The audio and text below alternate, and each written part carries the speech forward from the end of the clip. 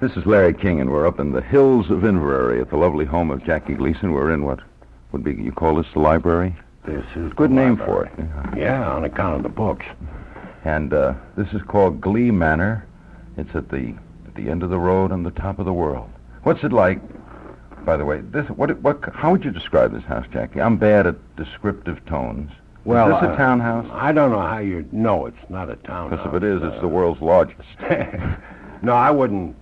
The only way you can describe it is I wanted a place that you could have a lot of fun in and that you could relax in. And we've got a pool room and a game room and a sunken bar with lock-in type seats so no one can get hurt if they should fall over. And it was just built for fun. For living fun. That's right. I know, because I know usually you like to live, I thought you liked to live remote, but you've got neighbors here. Well, no, this is quite remote. I never get to see the people that live next door or down the street. You don't? Except when they're walking their dog or something. Aside from that, I don't run into them. You're very much, Jack, I know we know each other a long time, a home person, aren't you? I mean, there's an image about you. I know. That's really not the way you live. I never get home before 6. Well, I used to be like that when there wasn't anything else to do, but now there are other things to do than stay up all night. I still stay up till all hours of the morning reading or thinking. But usually, I don't go out. Why? Well, there really isn't any reason to go out. There's no action in town. Right now, anyway. And most of the shows are small shows that they've got that they keep all year. So until the action starts around January, there's no sense of going out. Are you a voluminous reader? Yes, I read continuously. And I'm told not fiction, right? No, I very seldom read fiction. As a matter of fact, I just ordered a book, a fiction book, because somebody wants me to play a part in the picture, and I got the book. Can you tell me what it is? Yeah, The Inheritors. What they want you to play?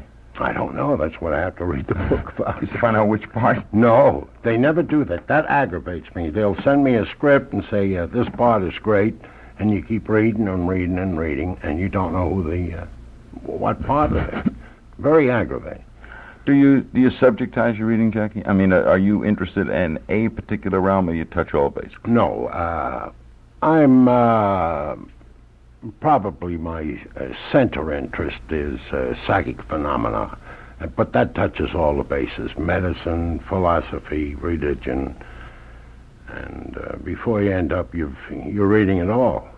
I don't, we never know how we're going to go when we talk to each other. I guess we've done about 352 hours. Yeah. I was saying, driving up here, that it's very hard after to interview someone you know. Yeah, I know. Because I know what you think about things, sure. So you're asking questions, but I didn't mean to get started this deep. They tell me what I already know. Yeah. Are you a believer in psychic phenomena, or are you what would we call intellectually curious about it? What kind of...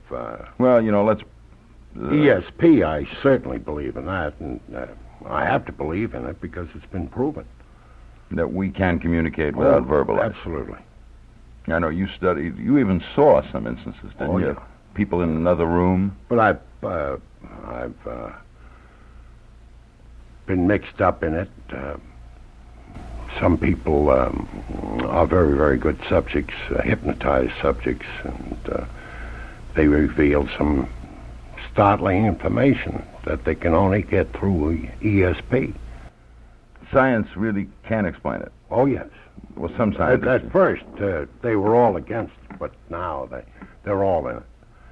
Do you believe in astrology? No, I don't, but I do believe that you can tell a person's general personality from astrology, but as it being pinpoint accurate, I don't believe in that. What are you? I'm a Pisces. Is that good? Well, I don't. It sure was good for me. I read Pisces this morning. Said you'd be a big show business star. Oh, yeah? Do you when you study it and read it, do you also meet people involved in it? I mean, do many of the cultists... Joe Ryan, Joseph Ryan of who was of Duke University, is a good friend of mine. And several other people like Edgar Mitchell, the astronaut. He's really into it. Yeah, he's opened an institute called the Noetic Institute. In California? In California. He's the guy that brought Uri Geller to America. Yeah, that's what I want to ask. He and a guy named Puharich. What do you think of Geller? Geller does what he says he does. Not a magician? No. I imagine he could do magic if he wanted to. See, all the magicians say, well, I can do that. Well, sure they can do it, but not under the same conditions. He sits there with a nail, any nail that you give him, and he looks at it, and sometimes it bends. Now, I don't know of any magicians that can do that. Because you'd be an interesting person to talk about. Been in show business, have you? Been around a lot of magic. I would know if a guy was giving me a fast hand, but that isn't his thing. Well, with all your study, how do you explain it to yourself? What does Geller have that we don't have? I don't know. No one knows. That's a big scientific curiosity now, and everyone is studying him. And of course, all the magicians rap him and say that he's phony, because it means publicity for them, and they don't like to think that anyone can do these things. I know it's right here. You have The Psychic Realm by Henson Pratt. That's a brand new book. It just got here today. Yeah, I saw that in the New York Times review. Yeah. Has this study interfered at all with your own religious beliefs? No, has it changed them? Not at all. If anything, it has strengthened my belief that there is some creator of some kind, because everything is structured too well to be just a haphazard accident. Nature works, in other words. It sure does. And the psychic thing has strengthened the belief. That's interesting. No, I don't think. See, when people speak of psychic phenomena, they think it's mysterious and has to do with ghosts and spirits, and it doesn't. It's just a matter of communication that is an unusual way of communicating, because we don't use it very much. I think that in the beginning, that was the way cavemen, for instance, would interpret what the other, whomever they met, they'd interpret what his personality, whether he was an enemy or a friend, or just stand there looking at each other, because they didn't have any way to speak. Yeah, I think it was Ryan who said one of the reasons we don't use it as much is we got a phone. Correct. You know, the guy said, learn to say hello, that ruined everything. You don't need, and animals use it all the time. Sure they do. The elephants do you come can home. Drop a cat off or a dog off thousands of miles away, and if he's got the strength, he'll find you. Pretty good.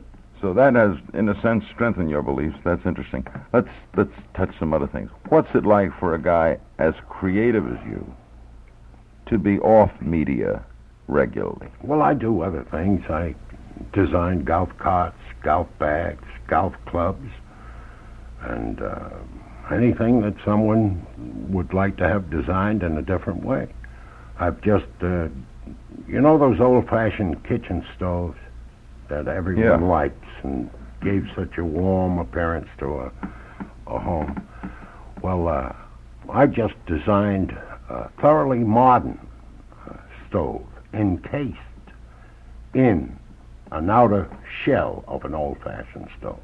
For instance, when you open the oven door, there is the one with the window in it.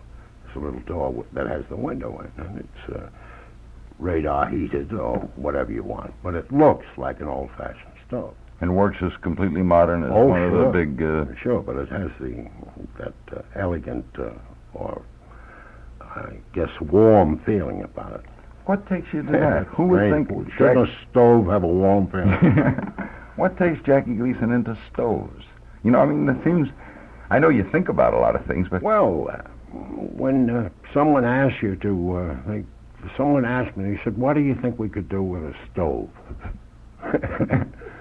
And then you have two alternatives: throw them out, or think of what you can do with a stove. And he was a nice guy, and I didn't want to throw him out. So. But what about missing? How long have you been off regularly? Well, I just finished a show with Lucy. Yeah, I know, but I mean, how long have you been off the regular network weekly? Oh, you mean grind? week after Yeah. week? About 5 years. Okay. I'd never do that again. Now they're after me to do it, and they've all the 5 years that I've been off, someone has always come to me and said, "Do you want to do a weekly show?" If it's a dramatic show, I'm going to do a 2-hour dramatic show 8 times a year, called Panama Fargo. But that's dramatics. The comedy is too tough. First of all, you got to get writers. And to ask writers to come up with something funny every week is inhuman. There's no chance of being able to do that. Especially Anything of value. Especially the kind of humor you did, which was so varied, right? Yeah. It's easier if you're into one situation comedy. Yeah, but that's the quickest way to go off the air, is to just do one kind of comedy. When I was on, I did Reggie, or I did The Poor Soul, which was pantomime, or I did The Honeymooners, or I did Charlie Bratton and Clem Finch, which was the two guys in the lunchroom. There was always a variance of personalities, because no one has a single personality that is so rich and so beautiful that it can last week after week. It just isn't any kind of an animal. That's I think Jerry Lewis found that out. So all right. So the creativity, it's hard to write every week, but do you personally miss it? No, not at all. A guy like Hope, for instance, he would drop dead if he was. Dick Cabot said to me, "What do you think would happen to Hope if he had nowhere to go tonight to perform?" I said, "Just like that broad in Lost Horizon. When they took her out of the things, she turned all wizened and wrinkled and fell away." That's not you. That's what would happen to Hope if he. But not you. No. I'm yellow and wizened and falling away without doing any of that. You don't, therefore, need, what is it, applause, No. acceptance? No, I have a good memory. Good line. But look how many. Sinatra quit, he comes back. Yeah, I don't know what he's trying to do. I guess he feels he sits at home and suddenly says, "What am I doing? I'd rather be working." It's not the money. No, I don't think so, not in Frank's case. But, so the day In Hope's case, it might be the money, because he hasn't got any. Bob's poor. Oh, You're yeah. revealing this for the first time. I know that. Have He you- goes crazy. He'll say to me, when I went up to New York to do a show with him, he said, "Now, when they start interviewing us, don't bring up that 500 million. So naturally, as soon as we get in front of her, I say, "Tell them about the 500 million you got." Is he the wealthiest man in the business? He's got to be. I know he has 500 million because that's how much I spent. So I know he's got that much at least.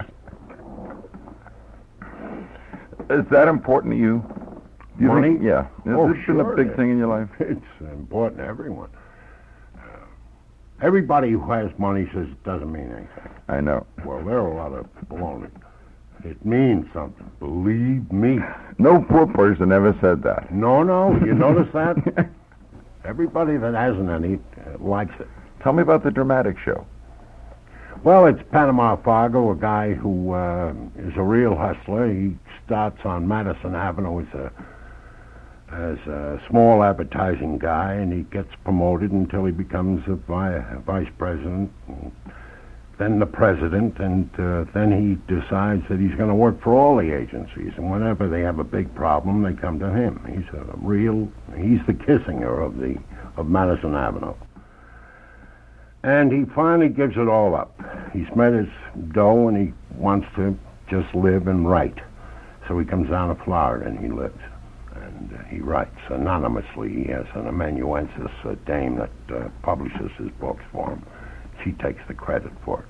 And the reason he does that is because if he becomes well known, then he'll be unable to meet people without them knowing him. And he'd rather go around and find out what he wants to write out without people knowing who he is. And what kind of situations does he get into? Well, the very first show is about a guy like Johnny Carson, not Johnny Carson, but a guy who has a 5-night-a-week show. And a fella like, the way Hill used to be, who had $100 million billing with CBS. And the beginning of season, they have a pre-season party. And both of them show up, and everybody there, Wilson, Cupson, and the whole gang. And they get up on the stage somewhere during the party, and they get into an argument.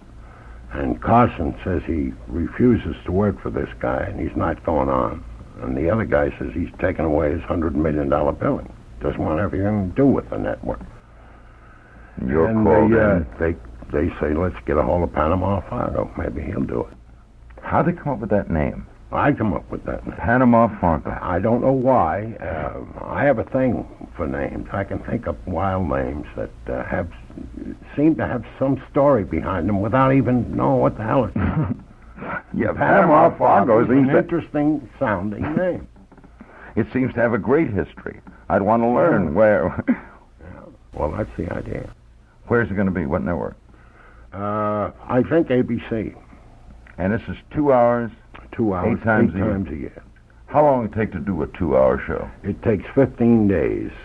That's what it's been taking. But I'd go fast. I think we can do them in 10 days. You are a quick study, aren't you, Jack? You don't fool around. No, I don't. It's a business, and I've been fortunate. I have a good memory. And when I get on the set in the morning, I know what I'm supposed to do, and I'm able to do it. Is drama easy for you? Not easy. Is it easy for you? Well, Tony Quinn said I act like I were picking grapes. It is easy for me. And you said he marinates, right? He sure does. Well, that's what makes acting difficult. If I were those guys, Paul Newman or Tony Quinn, Steve McQueen, I don't know if I could stay in show business because they really work at it. They'll do a line with 30 different kinds of nuances and wait till one of the nuances click in their minds, and that's how they know it's the right thing. Well, if I had to go through all that, it wouldn't be fun. It would be manual labor. Drudgery. Yeah. So what is it? In other words, you feel the line, you say it, that's it. Well, usually when you do something, you're doing a piece of work that a writer has worked on for a long, long time. And if it's on paper and you like it, it's certain the interpretation of it comes to you almost immediately. Do you understand what they're doing, though? Are they trying to be the perfect craft? Because you can't knock it because they're all very, very fine actors. But Quinn told me, in fact, in an interview with him when we were discussing you, he said, oddly enough, do you know who works just like you do? Olivier, who he thinks is the best actor in the world. Olivier don't fool around. The script is ready. He does it. He doesn't think of 15 nuances, whatever it is. I'm certainly glad to know I'm not on the wrong track. And now, but that shocked Quinn to learn that, and he thought that maybe Olivier was just above it, acting off intelligence. In other words, Olivier did not marinate at all, did not sweat over a line or worry how he was delivering it. Once he had his character, he did it.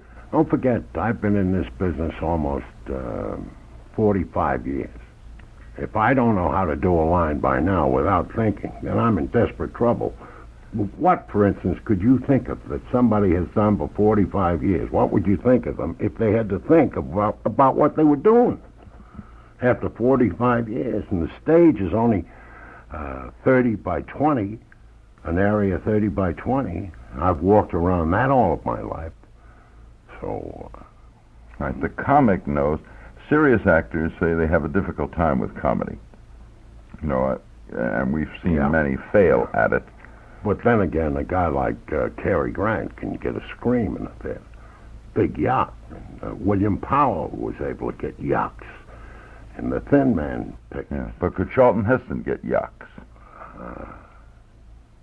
No, not even as Moses. I don't think that he could get a yacht. He's a different kind of actor. But it would be hard for him to do comedy.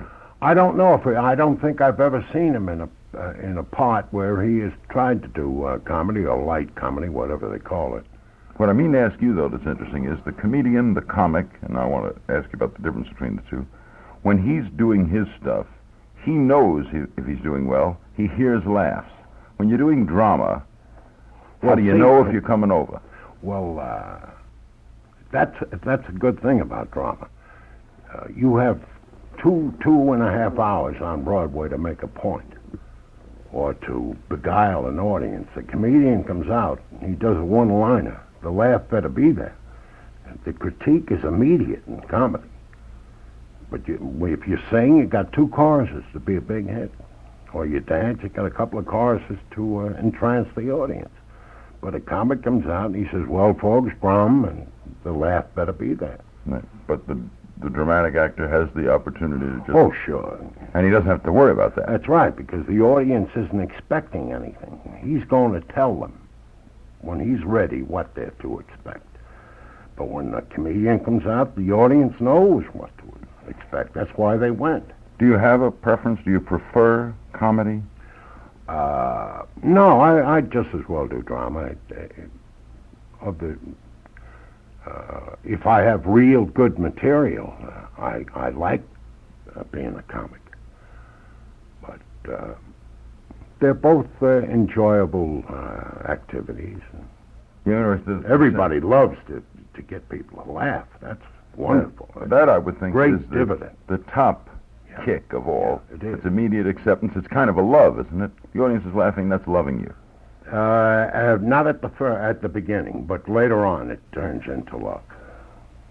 It's just like going with a broad. You blind her with footwork at the beginning until she catches on to you, and then if she still likes you, then you've got something going. It's the same with an audience. When you did drama, you've done so many great dramatic things, and we think of Requiem for a Heavyweight and The Sad of Rod Serling's death. Now, there was a good script. Yeah, that was a very, very good script. Hustler, good script. Yeah. Paul Newman says that good scripts are as hard to find in drama as they are in comedy. Oh, sure they are. If you got the lead part, it's very difficult to find a good vehicle. Not as tough, though, as to find a good comedy. Well, comedy, what, eats itself up? Well, as I said, there's that instant criticism of your performance with comedy. That's the thing that makes it difficult. Drama, you can shuffle around and make a couple of moves, and they don't know what you're doing yet. You can get away with that for a while, but comedy... What, Jackie, was Gigot? Gigot, they made a terrible mistake in publicizing that picture. You know, I got the Motion Picture Critics Award for that. And we got 4 stars and all of that stuff. But it was one of the great movies ever made. Yeah. Didn't do any business. It didn't do business for a very good reason. They advertised it as a comedy. And it wasn't a comedy. It was a tragic comedy, perhaps, but not a straight comedy. And that's another thing, if you promise people something and they go in the theater to see what they're promised and they don't get it, no matter how good it is, what they do see, they won't accept it. That's true. Why don't the creative people in the business have more of a say in how their creation is promoted? Well, the creative people do. It's the ones who aren't creative that have nothing to say. Yeah, but why didn't they sit with you and say, how should we sell this movie? They did, and Gene Kelly and I told them, I said, don't say that. As a matter of fact, the billing in London was the world's greatest comedian. Now, there is no way that you can overcome that. And it was just a foolish move. You know what will happen with that movie? It'll become a classic. And well, when all passed on into the world that are beyond, they're going to be showing that. They got a plan at Lincoln Center now, and they make guy stands up alongside the screen. They stop it, and the guy explains what we're doing, and one of those things. Was it your personal high achievement? Well, I think so. Good artistically. I also wrote the music for it, and the music got very good European acclaim. As a matter of fact, it won the Academy Award for arrangements. But it zeroed at the box office. It just squeaked through. I saw it with Mel Torme. He stood up and applauded in the movie theater. Another thing that happened, Gene Kelly had cut the picture. And I thought it should open up in the small theaters, art theaters. Art house. And suddenly, someone from the Radio City Music Hall saw the picture. And they said, we want the picture. He said, but it has to be cut. And they cut. And didn't call Kelly. And I saw the cut version that they made. And I called Kelly up. I said, get on a plane and come here. Because it is awful. He says, they can't do anything to that picture, Jack. I said, they can't. He saw it and he cried. You know, the guy worked hard, and he's a fine director, and he had cut it correctly and had the correct momentum to it, and all of that labor was lost just so they could get into the Radio City Music Hall. You can really screw up a film in the editing room, can't you? You can screw it up anywhere along the line. You can screw it up before, after, during. Does Radio City have that kind of power that if they're going to take a movie, which I guess is supposed to be a Well, financial... the strange part about it is they have found out recently that any picture that Radio City Music Hall takes has a very small chance of being a success out of town. Because Radio City Music Hall is supposed to be a sophisticated arena of entertainment. And that means nothing to somebody living in Idaho. They don't want to know from that. And rather than have it appear at Radio City Music Hall, saturation booking of a picture in a city is much better. 100 times better. Therefore, these past 5 years, Jackie, have not been retirement, in a sense, or has it been semi-retirement? No, I've been working here, putting on the tournament, and getting ideas for new developments. We got one that's going to start in Texas, one in North Carolina, one in Phoenix, and all those things have been occupying me. Developments like Inverary? Yeah. Is that a creative end, too? Do you get a kick out of that? Oh, sure, anything. Just because it's not on stage or it's not made up or has lights playing on it, anything creative gives you a kick. What about watching the media? I remember we talked a while back on television about how much you liked television in Great Britain and the kind of things they did there, which was not locked into a time limit. If you had something good and it ran 3 hours, it ran 3 hours. If you got off in a half hour. That's where it should be. Yeah, we're locked into half hour, 28 and 40. 60 minutes is 54 minutes, and if you got something good, you got to squeeze. Well, imagine the added burden that puts on the writers and the performers. Suppose this thing they have is very, very good if it goes 45 minutes, but they have to cut it to a half hour. That's got to be disturbing to the writers. Or stretch it. Or stretch it. Yeah, make an hour out of something that should be done in 20 minutes. It's the same thing. And you can't do that. You can't make a size 20 suit and stretch it to a size 30. There's no way that'll look good. What's happened to the variety show? We have what? Carol Burnett and Howard Cosell, which is a Cornella. Yeah, well, Howard Cosell, I think, will exist as long as he can get new acts, which should be about 14 minutes. Carol Burnett is not a variety show. It is, and they call it that. What it really is a sketch show. She does sketches. She's a good performer and a good actress, and the show depends upon her. But a show like Cosell's depends upon the acts, and there's all the same acts. You know, Monkey comes out. You saw him Tuesday on Merv Griffin's show, and the Monkey isn't too good. You know, even seeing him once. Why no more variety shows? Because there aren't any acts. You mean like Cosell is doing? Yeah, why don't... Because there aren't any acts. You've got to put the same acts on week after week. The only difference is that it might not be the same 5 acts that were on last week. But we have more people living in the world today Remember television in the era when you started on Dumont? The shows were variety. It was the tough thing to find. A lot of people had never seen those performers, and also they were seeing them under another circumstance. They were seeing them up close, which they had never done in a theater before. Now they were looking them right in the eye, and even acts that they had seen seemed different because of that closeness. And if you want to get the major acts, the costs are impossible, right? You can't get Elvis Presley for your variety show. Well, we started Elvis Presley. That's what I wanted to. I remember that. Everybody takes credit for that. No, he was. I saw the show, but he was our. I don't know whether to be proud of that or not. I am proud of it, really, because the guy himself is one of the nicest kids I ever met, and now he is a full, matured man. And he's just as gracious and kind and nice and generous as he was then. Do you remember how he came to be on the show? Did he have to audition? Yeah. Or did he have a record out? No, we had Tommy and Jimmy Dorsey on. And Jack Philbin brought me, he said, look at this. And he showed me a picture of a guy. And the guy looked wild, real great. So I said, you got a record? And he said, yep. It was Blue Shoes.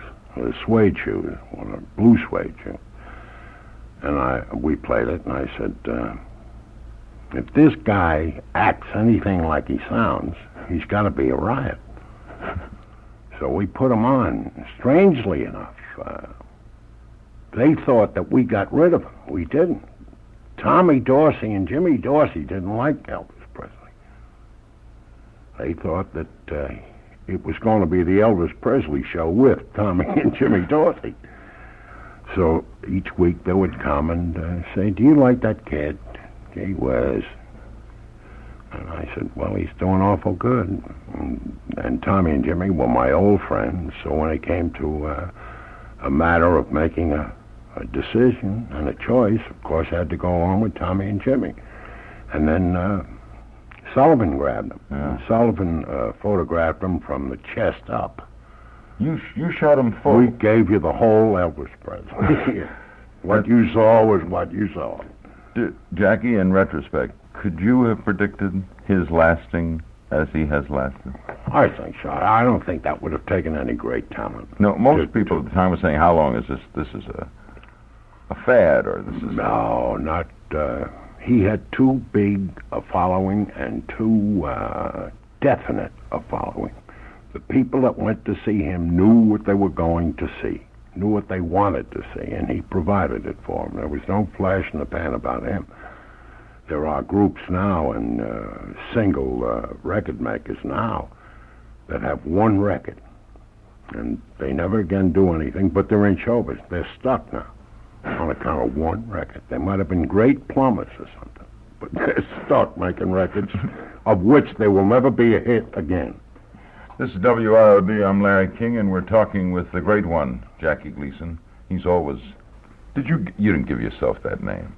Who said the great one? Oh, Toots, when I'd walk in, I never had any money, and I would sign the checks, and I had tabs all over the joint. So naturally, he called me the great one, but with the opposite connotation. And it meaning stuck. Here came a real stiff. And it stuck. Oh, yeah. Jackie, the current television season, watch many of the shows? Yes, I have.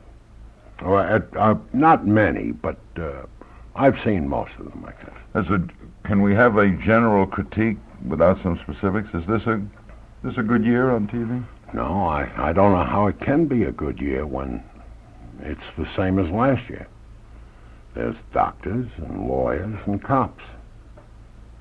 We don't change, do we? No. Just a you different find something good, stay with it. All right, would you explain the success of, say, ABC has the number one show in the country, The $1 Million Man, $6 Million Man? Is that number one? Number one. Well, unless people have suddenly become interested in electronics, I don't know why. I guess it could be slotting, right? Pseudo Superman that they're interested in. Like I saw it the other night. I was dialing for something. I passed by and I went back to see what he was doing. And what he was doing was getting ready to jump on the roof of a 3-story building. And he gritted his teeth, and up he went, and sure enough, he landed right in the roof. What does it tell you, though, about our... Well, it tells you that if he grits his teeth, he can land on the roof. No, but what does it tell you about our consciousness, though, as a public? There's hardly any way to describe what the public is going to take a fancy to. Like the Honeymooners, for instance, is #1 now in Los Angeles, San Francisco, Chicago, and New York. The black and white or color? Yeah. We only made 26 of those shows, you know. There's only 26, yeah. And now they're #1 again. They go on at 11:30 at night or something, when no one is supposed to be watching. And you can't explain it then. No. Groucho is doing very well. Lucy's old shows are doing very well. Lucy's old shows are doing better than the new shows. Is that part of the nostalgia thing? Kids are watching this and going crazy. You know, like Groucho's a big hero to kids.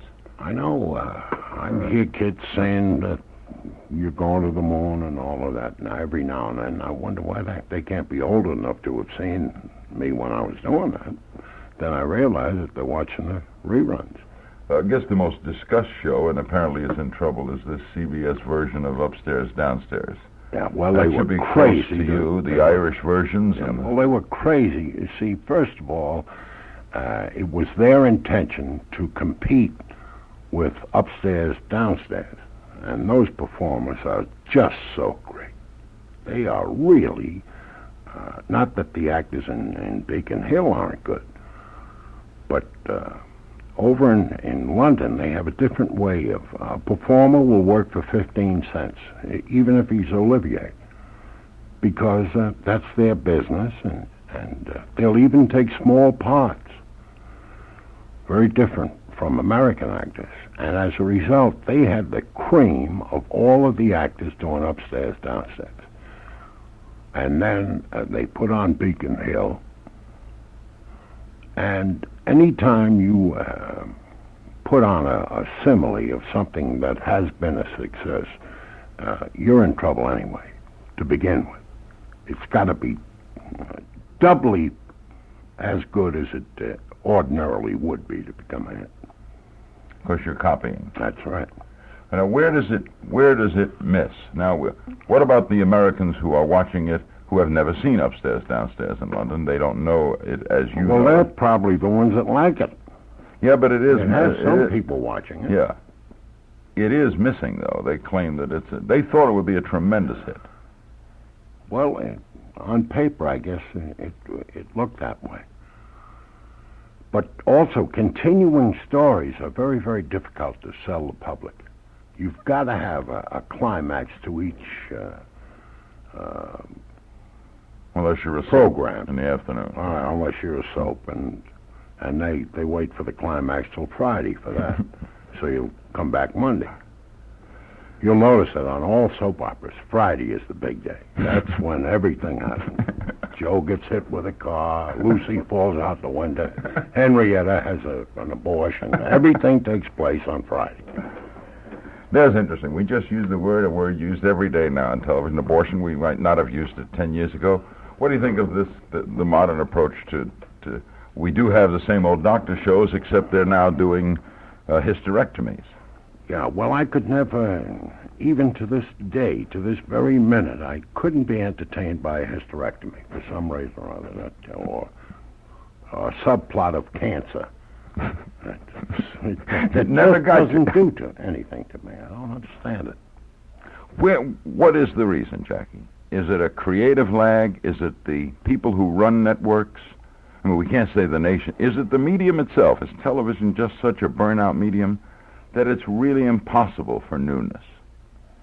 I don't think that they should strive for newness. I think what they should strive for is excellence. For instance, you watch a Sherlock Holmes old movie. It was done excellently. It's still entertaining. Right. Now, you can't call that new, but it is a product of entertainment. What it was manufactured for, it produces. And looking for new things, They'll go backwards for new things. Like that thing about the 50s with all the kids in it. Yeah. Well, I forget what the name of that show is. They'll go backwards or forwards for something new. Forget whether a thing is new or not. Just try to determine whether it's good. Right. Is it a media that's tough to be excellent? As Peter Falk says, is it tough to be excellent when you got 5 days to do the script? Oh, it is much more difficult to be, polished and do things the way you'd like to when you're rushed. Everything when it's rushed suffers. And a thing as creative as performing, I guess, when you've got to do it in 5 days, it sure has to want for something. But can't be the best. But you're getting at is they still should strive for it. Oh, sure. Can't give up. What's your opinion of the Mel Brooks era of comedy now? Well, I think that's great. He's a guy that has crazy ideas, and he's able to present the crazy ideas in a mad manner that is very appealing to an audience. They dig that. The audience are a hell of a lot more intelligent than anyone gives them credit for. As a matter of fact, they know if something's a flop before the executives do, so they must know something. Who are the executives? Now, you've dealt with them. Those are people. Who are they? Those are people who say yes, so it sounds like no. And vice versa. Do they know the craft? Are they... No, what... Having never sat down at the upper echelons as you have, and you've in the past given me some great description of what the upper echelons are like, are these vice presidents? There are one or two who have the ability to foresee how a thing will turn out. But by and large, the fact that they copy each other's network, NBC puts on what is a hit on ABC, or ABC puts on what's a hit on CBS. They're all copying each other. Now their big talent seems to be is whether a copy of something will be good. Which is an extraordinary talent if you have it. You sort of always took control of your product, though, didn't you? Yes. I mean, no one ran what you put on. No, because I've seen all the shows I've ever done. I know all the things I'm capable of doing. I know my limitations. And I think that because I know me better than anyone else, I would be foolish to let anyone else handle me. Would as you look at yourself, would you say you'd be difficult to work with from a business standpoint? Would the executive have well, I have been very, very difficult with executives. That's because, an executive has to act like an executive. And if you don't give him the opportunity, that makes him a little angry. Gets mad at you when you do that. For instance, when we're doing Tommy Dorsey show, we had to have a microphone come up out of the stage. And the guy said, well, we can't do that. And I said, well, I know a plumber who can come over here and fix a pipe so it'll come up out of the floor. Now I'm going to send for him. You can't do that. The union won't permit you to do it. And while that's just one example, the same thing happens with the hierarchy. They say you can't do that. Why bring a guy down from Connecticut to do something when we're all here and know how to do it? They want to be the guys, and you can't blame them. That's their job. That's how they make a living. And if you do anything to curtail their activities, they get very, very angry. I never got along with the hierarchy. You think you could run a network? I'm not talking about the day in, day out little trivia thing. Do you think you could? No, I couldn't, because it takes, you have to, there's a dichotomy of deportment that I couldn't sustain as an executive. You're not political. I don't think so. I would be apolitical in that kind of a situation. But you could pick shows, could you? Oh, yes. That sure. you could? Sure I could. Could you also get involved in what show plays well, what time, against what's on the other net?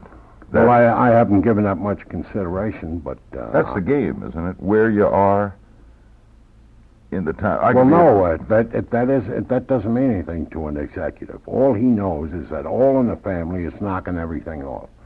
So when he gets anything good, it's only something good that's going to knock all in the family off. So as soon as he gets something good, he puts it opposite all in the family. And as a result, the show dies and is taken off. Whereas in another time period, it might have been a riot. It might have knocked something off of theirs, the opposing network. But you could do that. I think I could, yes. Is All in the Family, do you see it as really the 1970 Honeymooners? No. As some have said that, I'm sure you've I like O'Connor, he's great. I like all of the people that perform on it. The writing is sensational. The way the show is done is beautiful. It is just not my kind of comedy. Ethnic comedy was never my kind of comedy. In my estimation, telling jokes about gays or about blacks or about Jewish people, they're cheap shots. That's audibly letting your pants drop. And of course, letting your pants fall in burlesque was the lowest type of humor. And to me, it still is. That kind of thing is... and the truth of what I'm saying is proven by the fact that now that they have a family hour, and you can't say those kind of things to get laughs, they're having difficulty in finding performers who can say things and make them sound funny. Ordinary things. Do you like the family hour thing?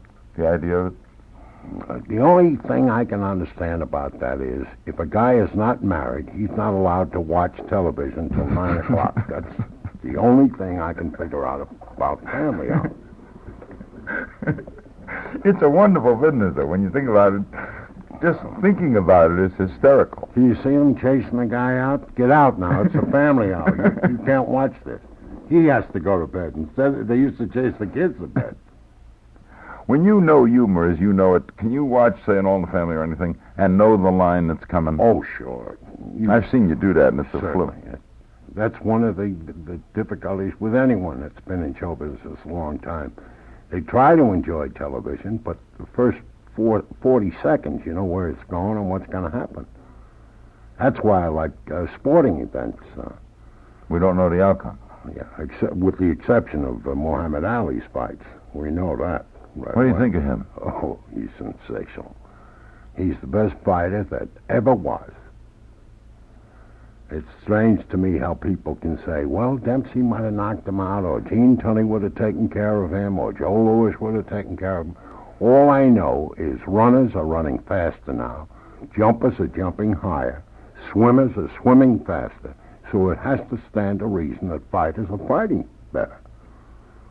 And he has happened to knock out everybody he's run into in this present time, so that must make him the greatest fighter of all time. And what about as a personality? He's beautiful as a personality. I haven't seen him in about 2 years. I don't know if he's changed. I doubt if he's changed. Intrinsically, he is a real nice guy. Who understands public relations? No, but promotion. He understands something else. He understands that. I think he yells and screams more to impress himself than he does to impress anybody else. You know, you put yourself in a terrible spot when you're telling a guy you're going to knock him out in the 4th round and go around yelling you're the greatest. You better be the greatest. That's a big contract to sign with yourself. And I think he purposely did it. He's made himself be good.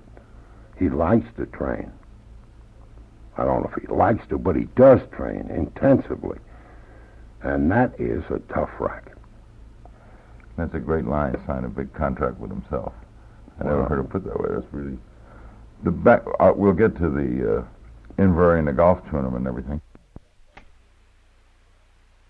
One of the things I've always wanted to ask you about was news. I know you watch television. And the networks sit up night, and the one thing that probably has changed the least in the history of television is news. There's the desk, there's the guy. You ever had any ideas as to how to make news presentations? Walter Cronkite said the best newscast would be if you didn't have a host, everything was just on film, and there was a voiceover. Well, you know, you really you wouldn't need anybody to announce the news if you just kept rolling the film. Everybody recognizes a murder when they see one, or a bank holdup. The only thing that has to be interpreted is when a congressman or someone is making a speech. Sometimes you can't understand what they're saying. You need a little help. Is it hard? It's hard to be creative with news, though, isn't it? To make it visibly. Because everybody has the same film. As a matter of fact, they have a film packed with each other that if someone gets a good picture of something and the others haven't, they all use it. And they reciprocate with each other. So it becomes the host then. How you like the host. That's right. There's really no way to change. Cronkite is number one because he is able to say something so vanilla. Vanilla? It is absolutely down the middle.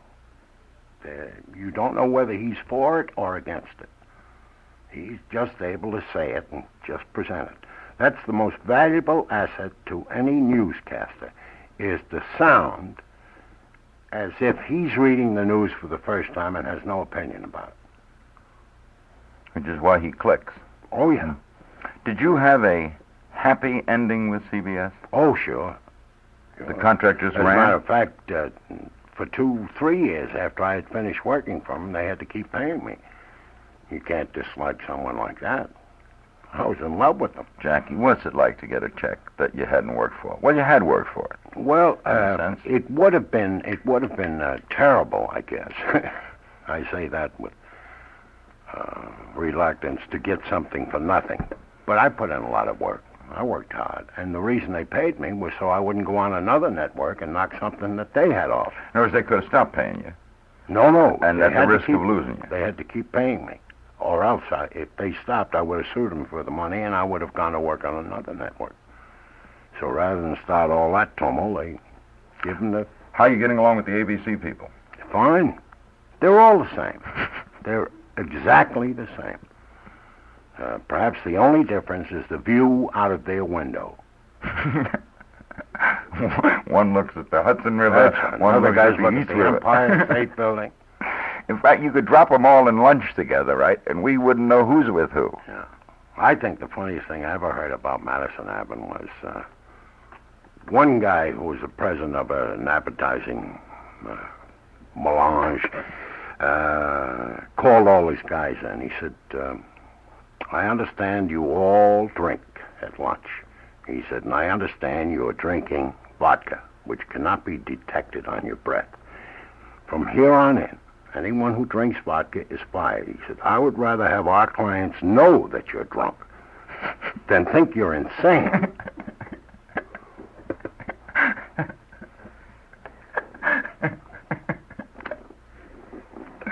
What is that's something, too. All right. What is this special you're doing at Gusman Hall? It's the honeymoon. Ralph and Alice have been married for 25 years, and they're celebrating their 25th wedding anniversary. And he thinks she's pregnant. And one of the best lines is when he finally puts two and two together, he finds some knitted clothes, and there's a rabbit that died, and he puts it all together, and he says, oof. He says, Alice is pregnant. And then Norton turns around to him and he says, who do you suspect? Which is the first big yammo of the evening. There's an interesting thing about your greatness in comedy. You loved it when Carney got the big laugh, right? Oh, I certainly did. I was standing right alongside of him. All of that laughter went on all over me as well as him. Anybody's crazy that doesn't appreciate someone they're working with that helps them. And he sure was a help. You must have been awful happy for Harry and Tonto. Oh. Were you watching? Yeah. I called him up 6 o'clock in the morning, his time. He was fast asleep. I told his wife, I said, wake him up. And I had spoken to him. I had seen him 2 weeks before that out on the coast. And I said, if they don't give you the Academy Award, I personally am going in to wherever they have their building and tear up all their files and everything. He deserved it, and he got it. What'd you say to him when he picked up the phone? I said, how sweet it is. You didn't did you expect him to get it, though? Yeah. If he didn't get it, if there was any righteousness, I knew that he would get it. The only way he wouldn't get it is for political reasons. Why Gusman Hall? The place where we did the show is now almost torn apart. They don't have the facilities to do a television show there. And Gusman's Hall is being presented to Miami. And they're using the occasion as the occasion from which the presentation will be made. The gift that's turned over that night. That's right. Then you will tape. What are you going to do? Tape a show and also do a show for the Miami public? Is there going to be a No, it'll just be the Honeymooners, just like we used to do. With music? Oh yeah, sure. The whole cast coming down? Oh, we got Audrey Meadows, Art Connie, and we got Jane Keane, and I insisted that we got one scene where we used 30 people in it. And I insisted that we use nothing but the actors that live down here. And we got them all. All of them. Or most of all. They got a lot of work from you over the years, those crews. Well, for some reason or other, when a show would come in like Douglas or some other talk show, they wouldn't put any of these guys on. These guys are riots. Yeah, we had a discussion of that a couple of weeks ago on the radio. Well, they're Nobody very understands funny. it. A guy like Lifty Lewis kills me. Yeah, why don't they use him? Don Sebastian, very funny guy. And why use, what's his name? Sammy, very, very good. What the heck is his Sammy Shore was here. Sammy Shore, and what's the other guy? Yeah, I know the other one you mean, too. They were riots when we put them on. They were better than the supposed New York acts that we were bringing. Why don't the Douglas and the Griffins and them use them? It's just because they think that when they get down here, there'll be no one to pick from. And it's not because they're malicious or anything. It's just that they don't realize that there's an awful lot of talent in Florida. I don't want to get... Like when I made an album, and they said, you'll have to go to New York or come out to the coast. I said, why? He said, you're not going to find any violin players in Miami. Well, it just so happens that all the great violin players have retired here. As soon as they made enough money in New York and California, they came to Florida to live. I had the same orchestra here when we did the records as I had up in New York or out in the coast. We're making an album next month. Same guys. Where do you record it? Criteria? Yeah. Good facility. Oh, fine facility. You don't read music. Mm-mm. How do you conduct an orchestra? Very simple. I say, now, fellas, you know I am very, very stupid as to music. So watch very closely. I conducted the Paris Symphony Orchestra, which was the highlight of... I got to tell you a story here, but I can't use the word. Let's see, how can I tell it? Anyway, I was sitting with Hugo Winterhalter many years ago when I first started to make the records. And we were sitting in Toots's next to a phone. And a guy by the name of Dick Jones came in. He threw a check on the table. It was my first royalty check for $30,000. The record hadn't been out. The album hadn't been out more than 5 weeks or something. Unheard of. So I picked up the check and I said, look, Hugo. And he looked at it. And he picked up the phone. He said, hello, Juilliard. And then he said the words. That a bum who doesn't know any music and doesn't know notes should What do you come think along. it is, Jack? Well, just How do you because... explain Well, it to it's yourself? like saying somebody doesn't know how to use a typewriter that they can't write. Well, it's wrong. They can write. Well, have you always had an ear Notes for it? notes is a tool of music. That's all. You don't have to know notes in order to write music or to conduct it. All you have to know is what you feel, if you feel it. Aren't there any technical areas where you have to ask? No, because for instance, for a gliss, what is a glissando? I don't know. I say a glissando is where the music drops off. You know, they go up to a certain peak and come down. It's very lush sound. Well, I used to call it a pussycat. And I gave different names to all of these things. I knew what it sounded like. It did sound like a pussycat going, so I would call it a pussycat, and I gave other things names. And one day I went in to see Percy Faith. He was conducting an orchestra, and I hear him saying, "I want to hear a pussycat." He was using these things instead of glissandos. Who will, it's a sad note, but he was a good friend. Who will lead the orchestra? I already conducted. I composed and conducted the music. It's pre-recorded. For the Gusman Hall? Yeah, we did it about a week before I left to do the Lucy thing. Sammy Spear would have done it. Oh, sure he would have done it. Was that, I wasn't here when that happened. Was he sick? I never knew that there was anything wrong with the guy. I was out playing golf, and I heard something. I have a radio in the car, and I heard somebody say something about Sammy Spear. So I ran back to the car and cart, and he was continuing to talk, and finally I realized that what he was saying was that Sammy Spear had died. And that's the first I knew of it. I never knew that he was ill. You pre-recorded the music for Gusman Hall. Sure. Therefore, when we go that night to watch it... You'll hear the music. You'll hear it. Oh, yeah. Why not use the orchestra? I mean, why not... I can't conduct and act at the same time. Are you directing this show? Yeah, sure. Now, how do you do that? You Well, set a camera and run in front? Oh, no. What you do is direct the show, set up the shots. Then you have an assistant director who is in the booth when you're doing the show, and he takes the shots that you tell him to take. Why are you taking on all this? Why didn't you have somebody lead the band and somebody direct it? Well, to begin with, a director is very, very expensive. And he's certainly not going to do it any better than I do it. I've been associated with it. Even if I make mistakes, he's not going to do it any better.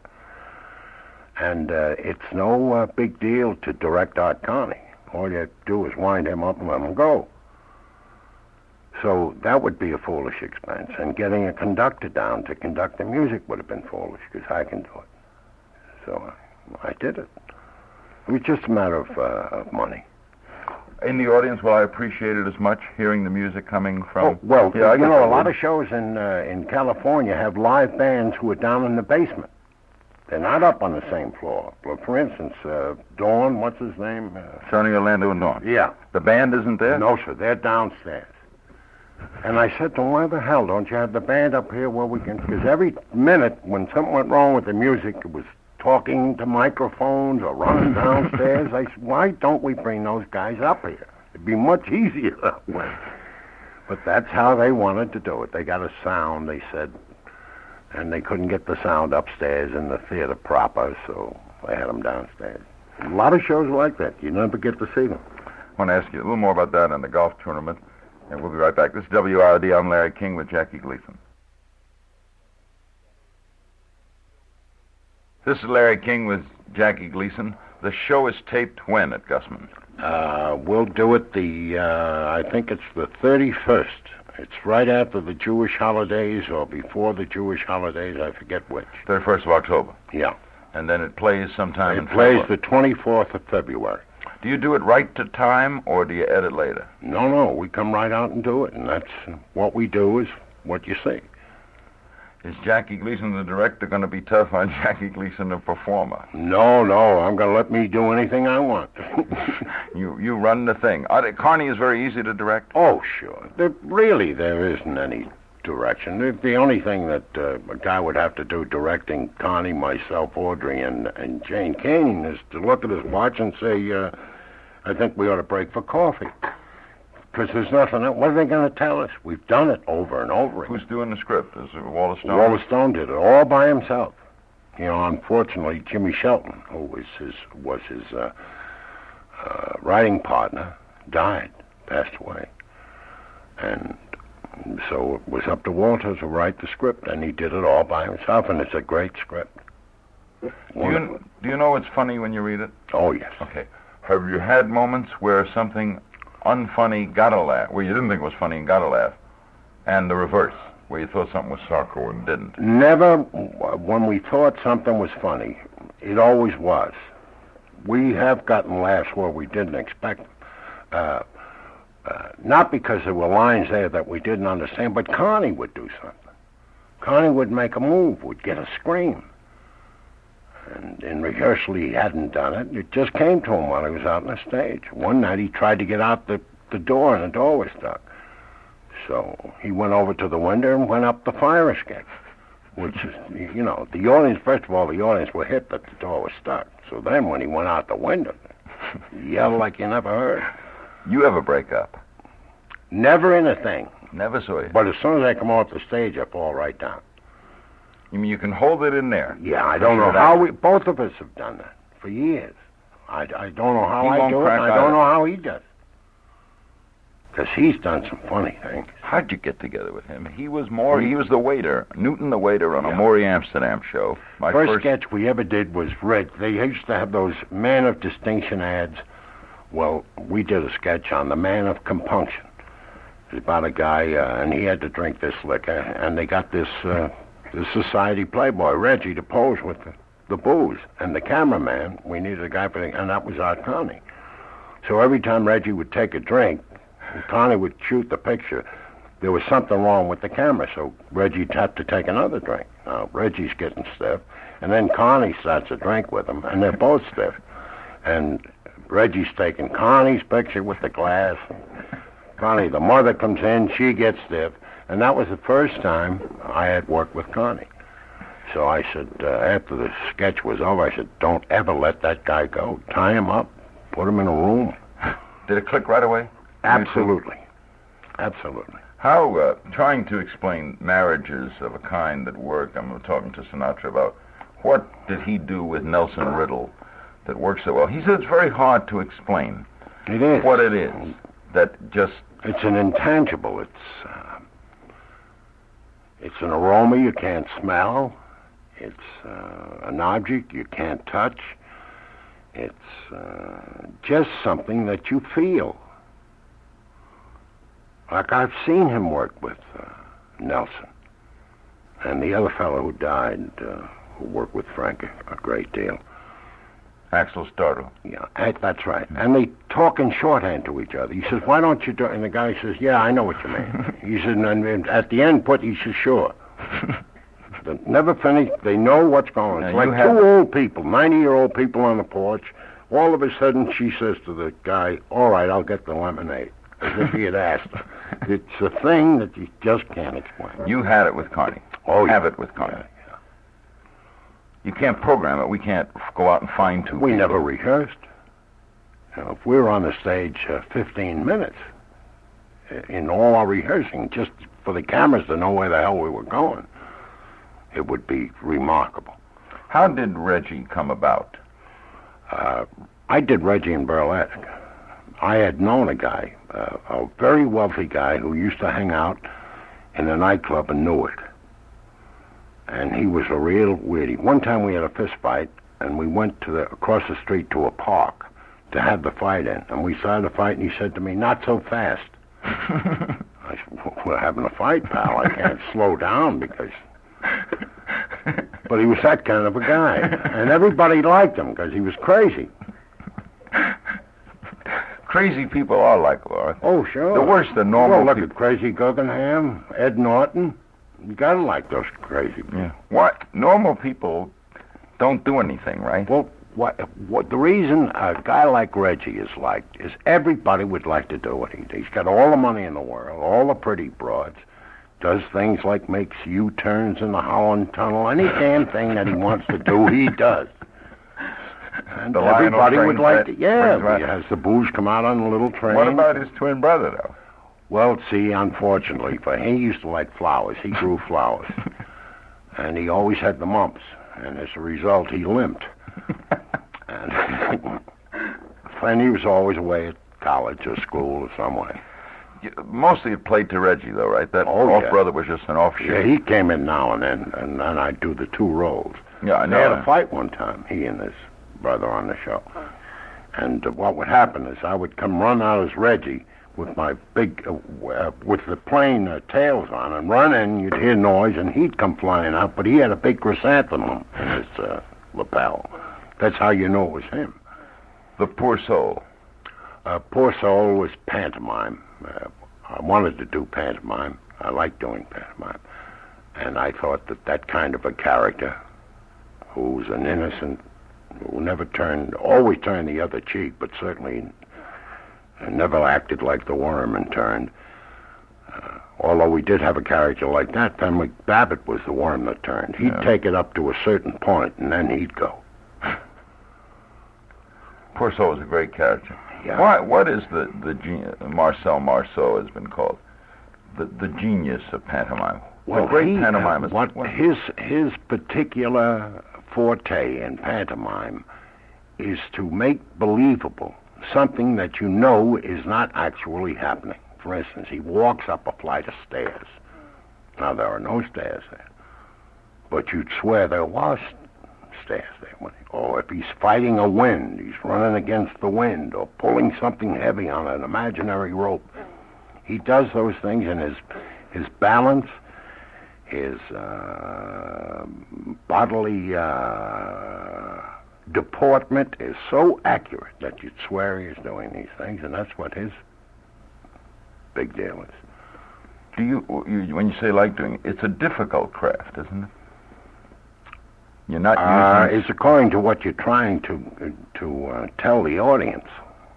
If it's something simple, then of course it's simple. But when it gets, for instance, the toughest scene I had in Gigot was where the little girl wanted to know who Christ was. She pointed up at the cross and she said, "Who is he?"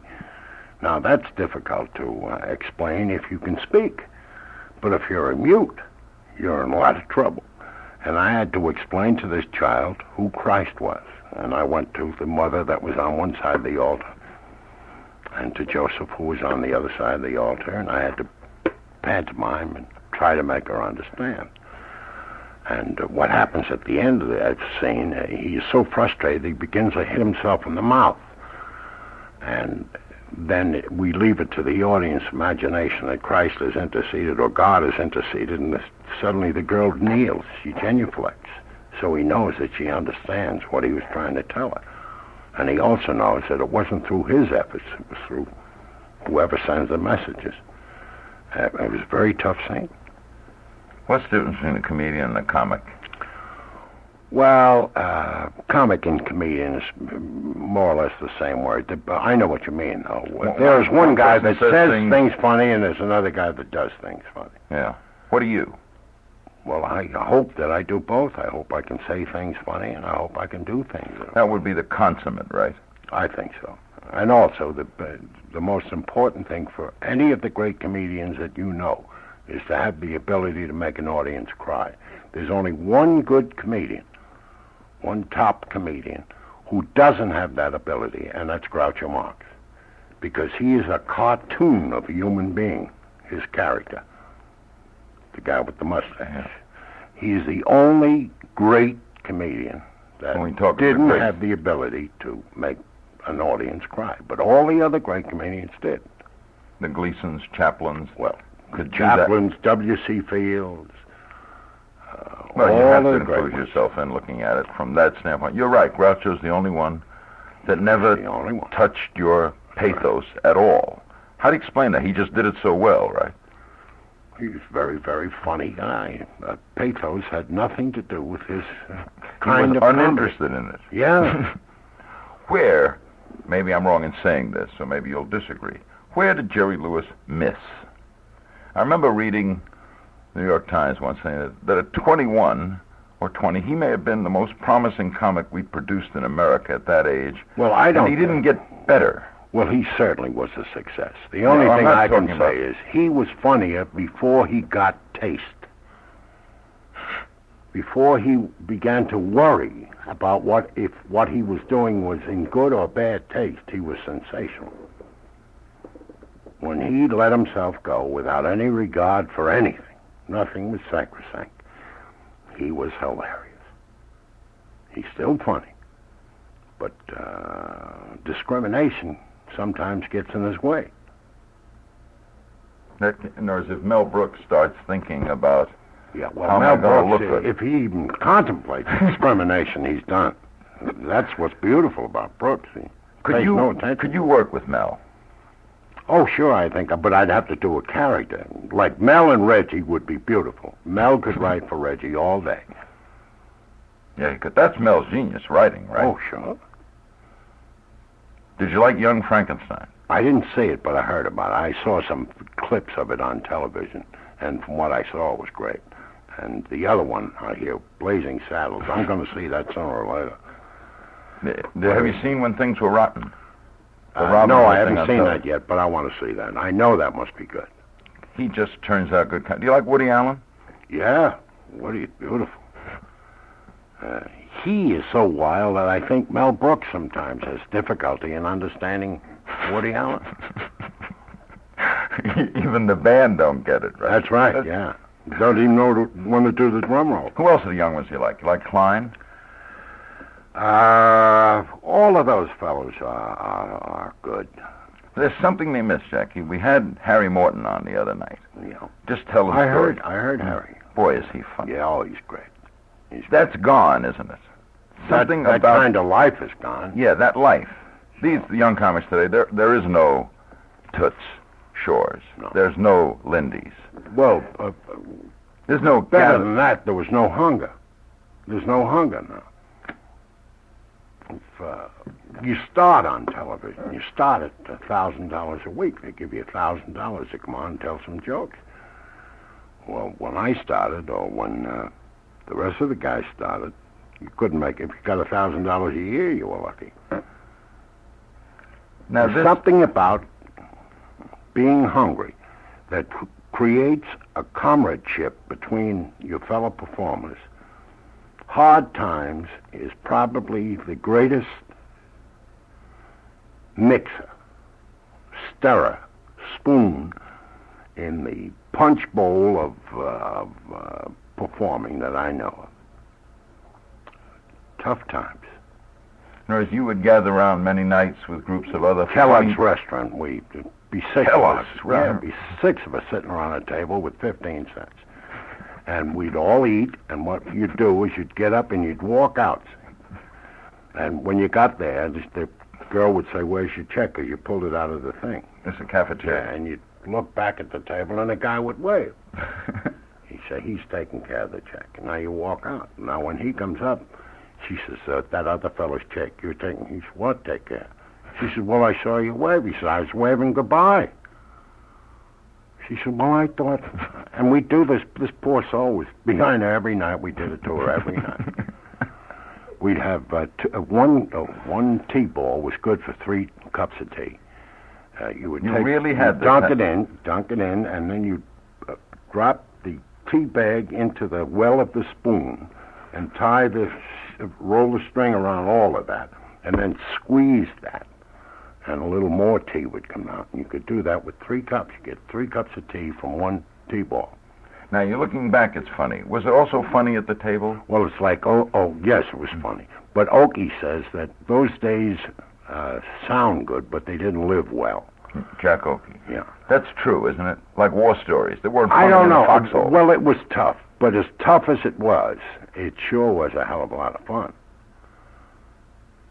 Some guy would come in, and some new comic, a new guy on the street, would come in and start telling jokes that we all heard 40 years ago. And we'd put them on and laugh and say, "Gee, you got any more of those?" And we had little ways of finding our own entertainment. Toots Shore was a wild character in your life, was he not? Oh, yeah. He's still going. He just opened a place opposite Madison Square Garden. You told me once where he had been cuffing you meals for so long and picking up your check that you felt embarrassed one night, and he came over to you and told you to come in anyway, so you tipped the waiter $50? No, what happened was he said I could sign for anything. And I would put small tips on the thing and apologize to the waiter. I said, if I were giving you the tip, it would be a big one. I said, but unfortunately, it's Toots that's going to give you the tip. And you know how cheap he is. So he heard about this. And he said, "Don't downgrade me to the waiters." He said, "Put a good tip on it, Jack." I said, "Well, okay, pal." And then I really went to work. I'd give a guy a $10 tip for an $8 check or something. The waiters were delighted. And then Toots heard about that. He really did cuff you, though. Oh, did you do it for other comics, too? I remember calling him one time from the hospital. It was from Philadelphia. I needed $2,000. I said, I need $2,000, and I told him where the Western Union office was, where he was to send it. He says, what do you want it for? I said, if you're going to get nosy, I won't take it. It was that kind of a thing. Has being wealthy changed you? Changes everybody. You like nice clothes, you're able to get them. Like nice cars, you're able to get them. And when you have nice things, it's a big change from having nothing. Gotta change it. Are you a soft touch? I don't know. I really don't know. As a matter of fact, the fact that I don't know, it might mean that I am, or might mean that I'm not. People write to you like, I know every day, every day. Well, better than that. I got a letter the other day from a woman whose cat had to be spayed. And she went on to tell me how this poor cat, almost every year, was having litters and litters. And the cat was tired. She knew the cat was tired because she could see that the cat was tired. And she must get this cat spayed. And she didn't have the money. And would I please send $20, I think it was, or $25 to have the cat spayed. But the reason they do that is because they think they know you intimately. They've seen you. That's the thing we was talking about at the beginning. You see performers for the first time in a different way than you've ever seen them before. You're up close, and they're in your living room, and they become your friends. They call you Jackie. Oh, yeah. Not Mr. I've never been called Mr. Gleason. Jackie, or some guy yell, away we go, or something. You're in their Gable, they call him Mr. Gable. Yeah. You're part of their life. That's right. It's sad. I mean, it's sad to... Not sad to get a letter like that, of course, but it must be funny to feel a part of that. To be that much a part of someone's life. Well, what is sad is the fact that there's no way to explain to this woman that it's an impossibility to do that. Because once you do it, it gets to be a terrible habit. I had the habit at one time. Anybody send me a letter? Yeah. Well, and there was a time when I borrowed a lot. When I was broke, I borrowed from everybody. And when I started to pay off, people were coming up to me that I had never borrowed anything from. They said, remember that 10? I figured he must have lent me 10, everybody else did, so I pay him off. But it gets to be a very tough habit. What about your weight situation? Does it fluctuate a lot? Oh, sure, but not in the last few years. I'm trying to I stay down about 210. I can get. You're not a fattest, or do you go into fat? Do you go into? No, I just stop eating dead. Just stop eating till I get to. If I get 5 pounds over what I want to be, I stop eating until When we say stop eating, you mean stop. Stop. I'll have a tab or a Pepsi, Diet Pepsi or something. Load up on that. No food. No food. And it's better that way. For me it is. I'm not recommending this for any normal people. But for me it works. What about the classic? This will be what edition of the Jackie? This is the 5th one, and it is now one of the 5 most important tournaments on the tour. Time must fly. I remember the first meeting for the first one. Yeah. Over here at the country club. Yeah, they all thought I was insane. That's right. How much you give away now? $300,000 now. CBS doing it again? No, I think ABC is carrying it. It changes every year. Well, yeah, because the Hughes network has the rights to. Oh, and then they bid it put out. on in wherever they wish. Hope coming here? Yeah, Hope be here. You're going out to his? We also expect the president the same as last year. I don't know what the recent activities will have on his coming this time, but he sent me a letter and said he'd be here. How does it draw? A lot of people come out? Oh, we had the largest crowd ever to watch a golf match in the history of golf. We had Hope, the president, myself, and Nicholas playing. We had 52,000 people following us around that day. Now, 52,000 don't show up all during a whole tournament. That day we had that many people following us, beside the other people that were looking at something else. We had the biggest crowds ever drawn by any tournament in the world. Do you have any personal thoughts of these, the women and the Ford thing and these attempted assassinations in the kook center? Well, it's people who are desperately looking for a way to make themselves outstanding, to get some kind of recognition. They lead, I hate to use the word again, but vanilla lives.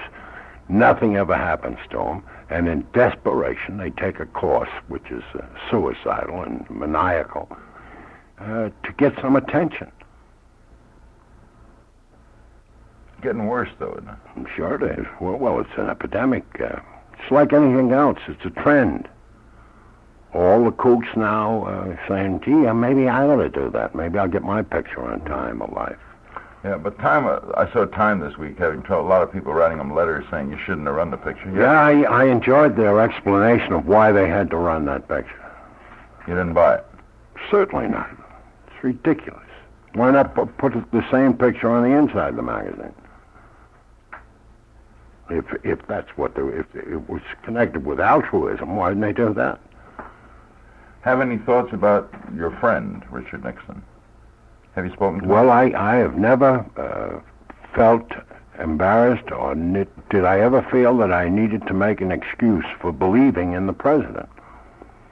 How I feel about what he did is a private matter because I don't have the moral mathematics to sum up that kind of human calculus. I just don't have that. I don't have that diploma that would permit me to throw any stones. I just don't have it. And it amazes me how everybody seems to have it. They all do it nice. Isn't he terrible? He who is without the first sin. Right? Yeah. I can't do it. Have you spoken to him at all? Yeah. Yep. Is he in good spirits? Well, you can't tell. He has a way of conducting himself and a way of speaking. Here you can't tell whether he's up or down. I imagine he must be down. Any person in their right mind, I guess, would have to be down. How do you get along with Ford? Oh, fine. Nice guy. Oh, he's beautiful. Good golfer? Yep. First shot he hit was 275 yards, then he had a little trouble after that, but he can play. Do you feel funny with all the Secret Service people around? Does it affect you? No, a guy asked, they ask you a funny question. He says, have you any communicable diseases? The what? Communicable the diseases. Secret Service? Yes. I said, yes, gonorrhea. I said, aside from that, I'm in perfect health. And he looked at me, and he didn't know whether to believe me or not. Yeah, they believe anything they hear, right? Yeah, well, Check they ask you a question. If you answer them, they got to take your answer.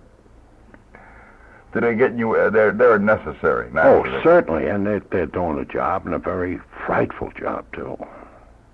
Jackie, anything you haven't done you want to do? No, not yet. I've been lucky, as I've told you before. I've wanted to do a lot of things. I got the opportunity to do them, and fortunately, most of them worked out. I'm sure there's something pop up that'll be interesting. I don't like challenges. It's some people say I'd like to do this because it's a challenge. I don't do things because it's a challenge because things are tough enough. You don't need any challenges. Just going along nice with no challenges is tough. But if something's interesting, I'd like to do it. I'm sure something will pop up. Still shoot a tough game of pool? I haven't been playing very often. I could brush up on it, though, I think, and be all right. Oh, yeah. This is always kind of a weird sort of question. How people? Are you happy? Oh, yeah. Whatever you can reasonably call happy. You see, if you don't think too much, you can be pretty happy. But if you begin to think about people starving, people out of work, and all the catastrophes that happen around the world, that puts an end to happiness pretty quick if you want to dwell on that. And if you don't think too much about it, you can be reasonably happy.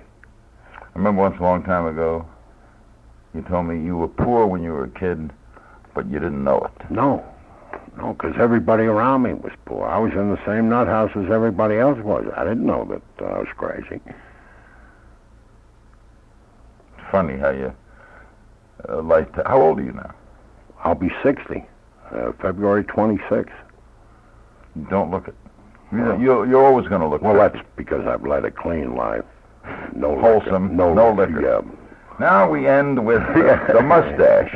You like it? I like the way it looks. Oh yeah, I grew that for Panama Fargo, and now I got to keep wearing it. As a matter of fact, in the Honeymooners, what are you going to do? She makes it. Well, I have the mustache. She says he's growing a mustache because we've been married 25 years. He feels that he still should look interesting to me, and I come right in in Stockholm at my first entrance. You're going to wear it because the character has to have Panama Fargo has a mustache. Yeah. Well, you also looked very good with a mustache. Didn't you wear a mustache once? I wore one in Papa's Delicate Condition. I also wore one in Take Me Along. That's right, with Walter. I wore one in Requiem for Heavyweight, different kind, but it was mustache. Why do you like booze? I don't like booze. I like what it creates. You can have a lot of fun with booze. You can have a lot of grief with booze. It's like anything else. You eat too much ice cream. But it really doesn't taste good. That's why Coke tastes better. Well, I don't think I've ever met anyone who really likes the taste of liquor. That's probably why they drink it straight. Get it over with, just like you take castor oil. Get it down fast. Do the job. But oddly enough, this gets known, and people, you and Dean Martin and this kind of thing. You ever worked while drunk? Do you ever do a show? Oh, I've worked when I've had a lot to drink, but I've always done my show. And as a matter of fact, one of the strange things happened to me. The first job I ever had in a nightclub was a tiny chateau in Allentown, Pennsylvania. And it was a place where coal miners used to hang out. Big bar and a big back room. And the act I was following in was a guy that works down here, Leon Fields. And at that time, he did funny songs with the little double entendre in it. And I came in, I was doing Joe Panna and stale impersonations. And I went on the first show, and I died the death of a dog. And right away, I came out from the back room into the bar, and Tiny dragged me over the phone, which was hanging on the wall. He put quarters in. He was calling New York. Everybody in the bar, they hear a quarter long-distance call. It was a big event in Allentown. So they were all listening, and he told this guy, Lou Miller, who had sold me as an act, what a bum I was, and that he better start looking around for somebody else to take my place, because I wasn't going to be there any more than a day, 2 days. And he hung up and he looked at me, and he must have seen that I was very sad.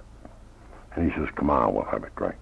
Well, we went to the bar, we had a drink. We had about 30 drinks. Then I went on and I did the next show, the second show. And I killed the people. I dove over tables, somersaults, jumped on my head, said anything that came. And when I came off, Tiny said, "My God, why didn't you do that the first show?" I said, "Well, just warming up." Now, the next day when I woke up, I said, "What the hell did I do last night?" Everybody's saying what a riot I was, and I never remembered being a riot before. So as soon as I came downstairs for the first show that night, I went right to the bar the next night, and I got right into that 30-shot mood. And I went out, and I was funny again, which could have been disaster, But finally, I would remember little by little what I did after I was drinking, and I would do it while I was not drinking. I never missed a show in my life. And you can't memorize 60 sides of script in 3 days if you're drunk, or if your drinking is out of hand. There's just no way you can do it. Jackie, it's always great talking. Same here, pal. Jackie Gleason.